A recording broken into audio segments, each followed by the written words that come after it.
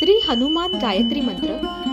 ओम अंजनी सुताय विद्महे वायुपुत्राय धीमहि तन्नो हनुमंतः प्रचोदयात। अर्थ असा आहे, अंजनी पुत्र श्री मारुतीला आम्ही जाणतो, पवनपुत्र श्री हनुमानाचे आम्ही ध्यान करतो, म्हणून तो हनुमंत महाबली आम्हाला प्रेरणा देतो। श्री हनुमान गायत्री मंत्र।